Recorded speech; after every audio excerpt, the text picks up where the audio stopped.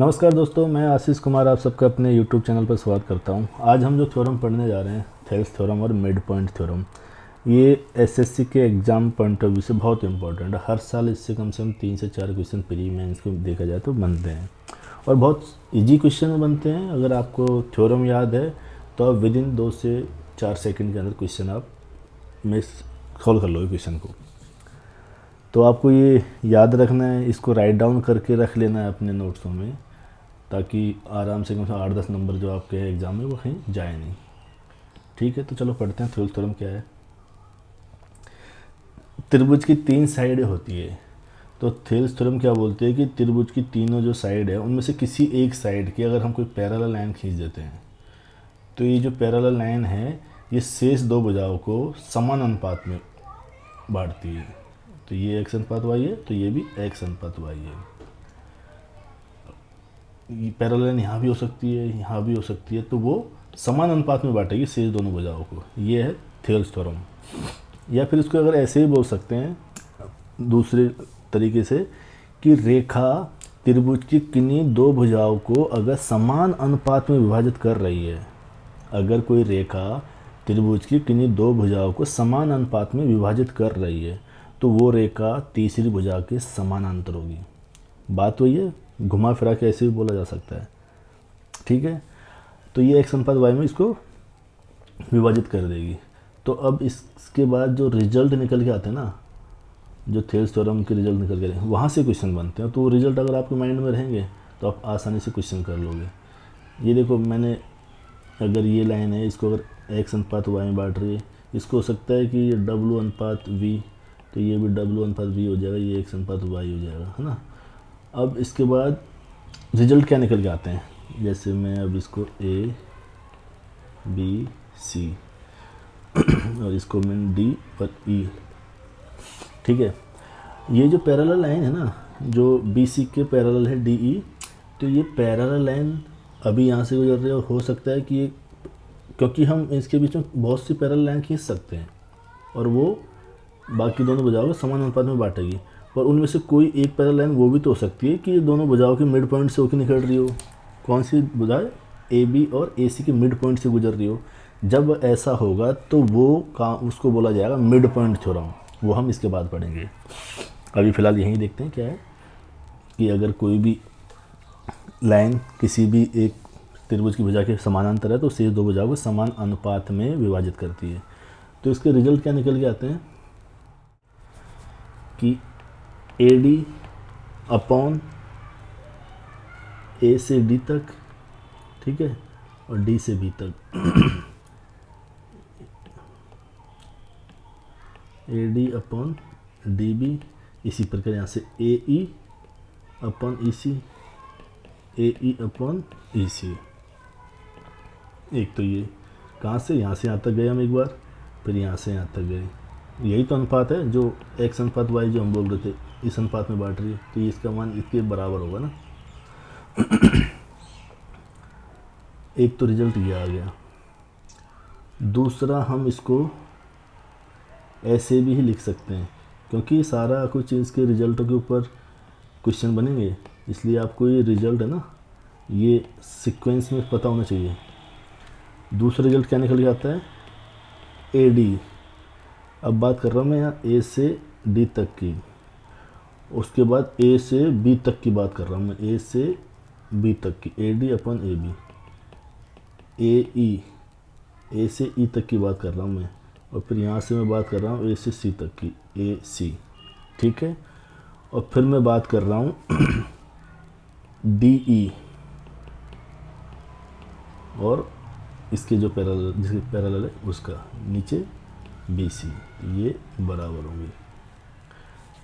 ठीक है, अब देखो एग्जाम में क्वेश्चन कैसे बनेगा कि आपको 2, 4, 6 ये दे दिया। अब आपको पूछेंगे ये एक्स है तो इसकी वैल्यू बताओ, तो आप नहीं कर पाओगे, आप ये लगाना, आंसर आ जाएगा।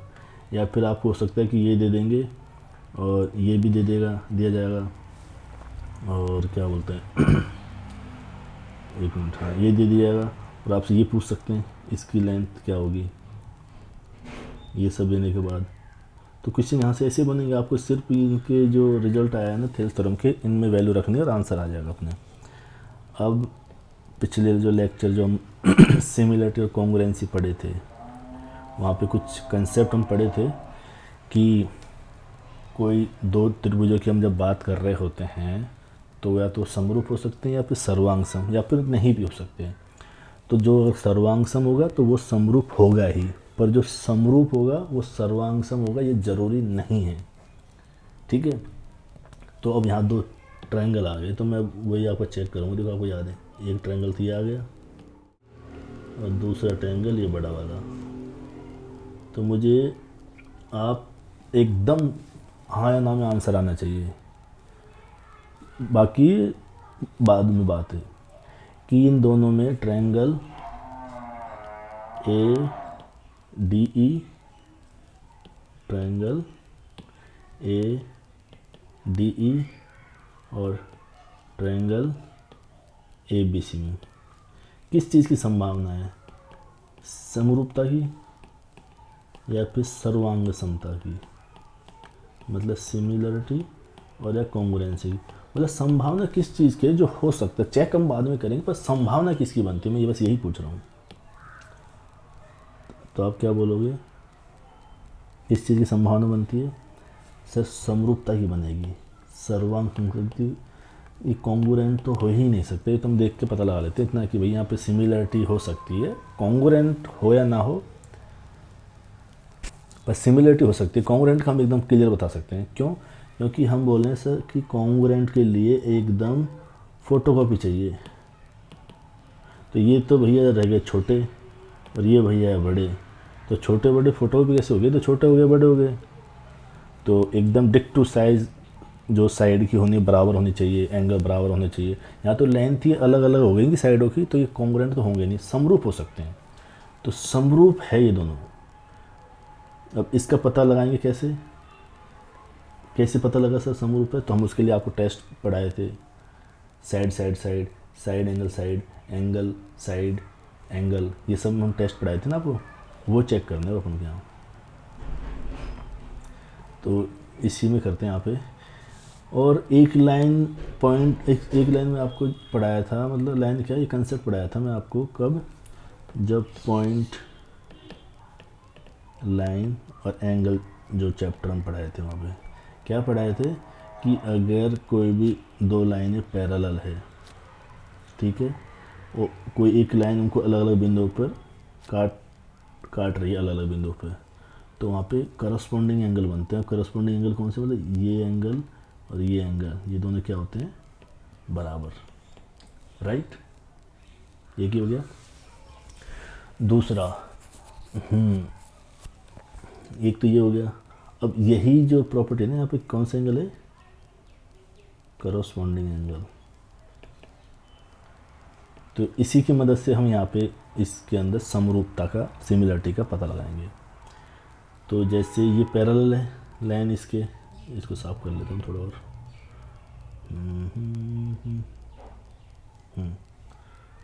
तो पैरेलल है दोनों लाइन है, ये लाइन और ये लाइन पैरेलल है, ठीक है।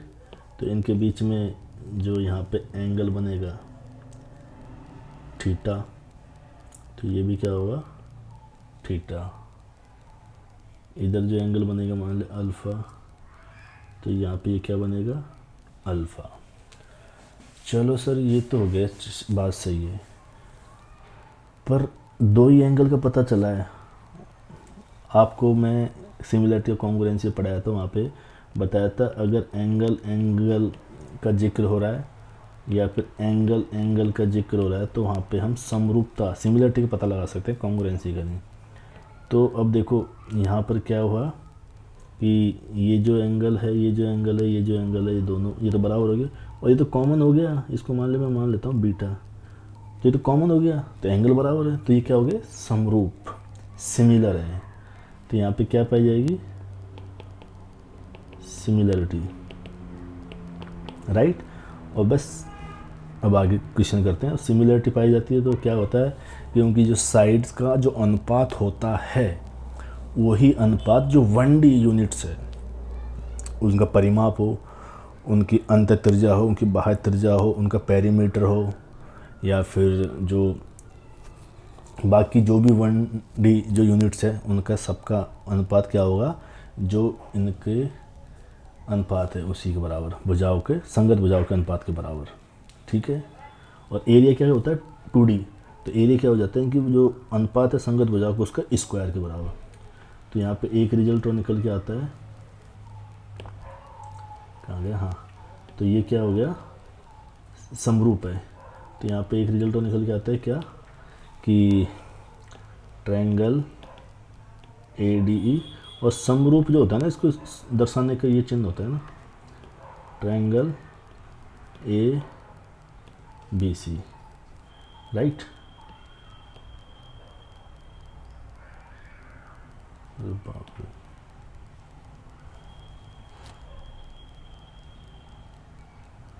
ठीक है। तो ट्रायंगल ADE और ABC क्या है, समरूप है। और समरूप है तो अभी हमको इनका जो ट्रायंगल ADE और ट्रायंगल ABC का एरिया पता लगाना है, एरिया। तो इनकी संगत भुजाओं का जो अनुपात है उसका क्या हो जाएगा, स्क्वायर।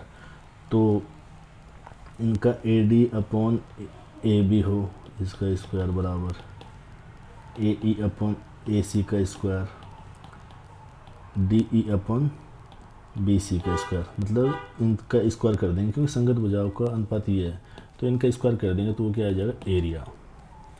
ठीक है, ठीक है। वहाँ से अब आगे आते हैं हम, एक और रिजल्ट और निकल के आते हैं यहाँ से, जो आपको क्वेश्चन मिलेंगे ना, यहीं से आएंगे क्वेश्चन, ज़्यादा कोई घुमा के नहीं आएगा कि आपको इनके भुजाओं को ऐसे दे दिया, आपको पता लग गया अच्छा समरूप है ये, तो यहाँ से एरिया पूछ लेगा और आप खींच के 5 सेकंड में आप उसका आंसर दे दोगे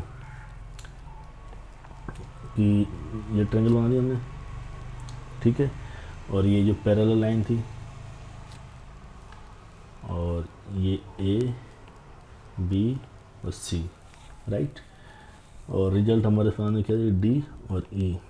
तो ये जो पैरेलल लाइन खींची है ना, ये क्या करती है कि एक हमने उससे परपेंडिकुलर डाला A से BC पर 90 डिग्री, और यहाँ पे ये जिसका जो एंगल था ना, इसका एंगल बाइसेक्टर है ये। ठीक है। और यहीं से ये एक लाइन और आ गई जो क्या है, मीडियन। ये है एंगल बाइसेक्टर, ये है मीडियन, और ये क्या है, परपेंडिकुलर। परपेंडिकुलर है ये मीडियन है, और ये एंगल बाइसेक्टर। ऑर्डर इधर उधर हो सकता है, आप ऑर्डर पे मत जाना, बस जो कंसेप्ट समझा रहा ना वो। और जो ऑर्डर पिछले लेक्चर में हम बताए थे कि परपेंडिकुलर एंगल बाइसेक्टर का, वो ऑर्डर हम पता लगा सकते हैं। परपेंडिकुलर एंगल बाइसेक्टर का क्या होता है कि परपेंडिकुलर जो होता है वो जिस और मैक्सिमम एंगल होगा, या B और C में से जो भी ज़्यादा बड़ा एंगल होगा उस साइड परपेंडिकुलर होगा। अगर मैं परपेंडिकुलर इधर लिखा है तो ऑब्वियसली बात है B जो एंगल होगा वो C से अधिक होगा, याद रखना है ये। अच्छा ठीक है। अब बताने वाली चीज़ क्या है यहाँ पे, कि जो परपेंडिकुलर है, इस पर जो परपेंडिकुलर डाला वो, या फिर मीडियन या एंगल बाइसेक्टर। पहली बात तो आपको पता है ना एंगल बाइसेक्टर क्या होता है, एंगल बाइसेक्टर। एंगल बाइसेक्टर क्या होता है, जैसे ये त्रिभुज है, अरे बाप रे क्या बन गया, ये त्रिभुज है, इसका एंगल था 30 डिग्री, तो इसमें से मैंने कोई एक ऐसी लाइन खींची है जो इसको 15 और 15 में बांट जाए। तो ये जो एंगल बाइसेक्टर है, तो यहाँ पे कुछ भी एंगल बन रहा होगा ना उसको बराबर भागों में काट के जा रहे हैं। बाइसेक्टर मतलब दो भाग बराबर भागों में बांट रही है, ये तो गया एंगल बाइसेक्टर। अब बताता हूँ आपको मीडियन क्या होता है। मीडियन ये सब पढ़ेंगे हम आगे, अभी हल्का हल्का इनका जिक्र हुआ है इसलिए मैं आपको बता दे रहा हूँ। मीडियन क्या होती है कि इससे सामने वाली भुजा जो आधा बेस है इसका BC, इसको बराबर भागों में, ये और ये बराबर भागों में बांटे हैं। एंगल बाइसेक्टर यहीं पे बराबर काट कूट के आ रहा था, एंगल को बराबर करके आ रहा था। मीडियन वहाँ जाके भुजाओं को बराबर काट रही है, मीडियन वहाँ जाकर भुजाओं को बराबर काट रही है। तो मीडियन क्या होती है, जो सामने वाली भुजाओं को बराबर भागों में बांटे। ठीक है। और एंगल बाइसेक्टर क्या होता है, एंगल बाइसेक्टर जो एंगल को बराबर दो भागों में हिस्सों में बांटे। अब आते हैं परपेंडिकुलर। परपेंडिकुलर क्या होता है, सामने वाली भुजा पर एकदम 90 डिग्री का एंगल बनाते हुए लाइन खींच दो, ये परपेंडिकुलर। ठीक है। हाँ, अब इससे जुड़ा है ये थेल्स थ्योरम का रिजल्ट है, इसलिए ये सब बताना पड़ा मुझे। तो ये क्या बोलता है कि जैसे इसको हम R दे दिए नाम, इसको हम Q दे दिए, इसको हम P दे दिए, तो ये जो पैरेलल लाइन है ना D और E, ये इनको भी बराबर अनुपात में और उसी अनुपात में, जिस अनुपात में बाकी जो दो भुजाओं को बांट रही थी ना, उसी अनुपात में बांटती है। तो अब समझ लो रिजल्ट कैसे निकल के आया है। जैसे पहले AD अपॉन डी भी था, अब और AE अपॉन EC था। अब देखो ये यहाँ पे काटा है, इसको M रख दिया हमने, इसको N और इसको O। ठीक है। तो AM upon MR, AN upon NQ और AO अपॉन OP। अब ये रिजल्ट निकल के आ गया। ठीक है। और यहीं से क्वेश्चन बन जाते हैं। मीडियन दे दिया आपको, उसको काट रही है, पैरेलल लाइन है, तो अनुपात आपको रेशियो पता लग गया, तो यहाँ से आपके क्वेश्चन सॉल्व हो जाएगा। तो थेल्स थ्योरम से जुड़े सारे रिजल्ट है जो क्वेश्चन बनेंगे वो सब मैं आपको पढ़ा दिया अभी। अब आ जाते हैं मिड पॉइंट पर। ठीक है। मिड पॉइंट थ्योरम कुछ नहीं है, वही थेल्स थ्योरम है ना, जो हम बोल रहे थे कि त्रिभुज की किसी एक भुजा के जो समानांतर कोई लाइन है तो शेष दो भुजाओं को बराबर भागों में विभाजित करती है। तो ये क्या होगी, वो पैरेलल लाइन जो खींच रही थी वो पैरेलल लाइन क्या होगी, इन दो भुजाओं जिनको बराबर अनुपात में बांट रही है ना, उनके मिड पॉइंट से जा रही है। ये मिड पॉइंट है, ये भी मिड पॉइंट है। तब रिजल्ट क्या होगा वो देखेंगे। ठीक है। मिड पॉइंट थ्योरम यही है, अगर वो पैरेलल लाइन अगर मिड पॉइंट से निकल जाए शेष दो भुजाओं से, तो वो मिड पॉइंट थ्योरम बन गई। किन्हीं दो भुजाओं के मध्य बिंदुओं को मिलाने वाला रेखाखंड, ये मिड पॉइंट है इसका, A B C, और ये भी मिड पॉइंट है, और इनको नाम रख दिया हमने वही D E। तो मिड पॉइंट थ्योरम क्या बोलती है, किन्हीं दो भुजाओं के मध्य बिंदुओं को मिलाने वाला जो रेखाखंड है वो तीसरी भुजा के समानांतर, वही हम बोल रहे थे तीसरी भुजा के समानांतर हो गए। अच्छा, मैं यहाँ पे ये लगाना भूल गया भाई, ये समानांतर के वो होता है एरो, ये जो एरो दिखाता है ना समानांतर दिखाता है कि जो सेम एरो है ना, ये दोनों समानांतर है। हाँ ठीक है भाई साहब, ये लो, और ये तो कुछ टेढ़ा मेढ़ा समझ गया। हाँ, तो मिड पॉइंट थ्योरम क्या है कि किन्हीं दो भुजाओं के मध्य बिंदुओं से बनने वाले जो रेखाखंड है वो तीसरी भुजा के समानांतर तथा उस तीसरी भुजा का ये आधा होगा। ये है यहाँ पे मेन बात। अगर ये x है ना तो ये x/2 होगा। ठीक। तो अब इससे क्या रिजल्ट निकलते हैं, DE पैरेलल है BC के। ठीक है। और बाकी जो हम अभी पढ़ के आए थेल्स थ्योरम में वही AD अपॉन AB, ADA और AB यहाँ पे, और AE अपॉन AC और DE अपॉन BC बराबर 1/2। राइट, क्योंकि इसका आधा होता है ना, तो DE अगर 1 है, सॉरी BC अगर 1 है तो इसका 1/2 होगा ना, तो 1/2 बराबर हो गया। देखो AD अपॉन AB किया है हमने, तब 1/2 है। अगर हम AD अपॉन ये कर देते हैं DB, AE अपॉन EC, तब क्या होगा, तब यहाँ 1 होगा भाई, याद रखना ये। अब बोले सर DE और BC क्यों नहीं लिखा, यहाँ पे नहीं आएगा वो, यहाँ पे नहीं आ सकता, वो पूरा का जिक्र होगा तभी आएगा वो। यहाँ पे AD अपॉन DB और AE अपॉन EC बराबर 1। समरूप तो होंगे ही, तो समरूप होगा तो यहाँ पे एरिया का वो क्या होगा, area triangle ADE, area triangle ABC।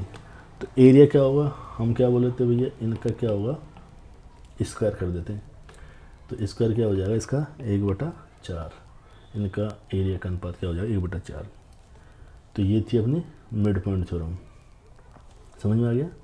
Mid point theorem क्या है, ये आपको याद रखना है, ए डी और अगर पूरे का, ए ई और अगर पूरे का, तो ही हम D E upon B C ये रखेंगे और बराबर 1/2।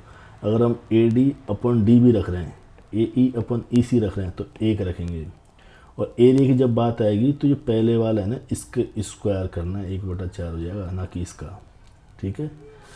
और यही थेल्स थ्योरम में कि अगर A D upon D B और A E upon E C, A D upon D B और ए ई अपॉन ई सी बराबर x/y हमें रखा था।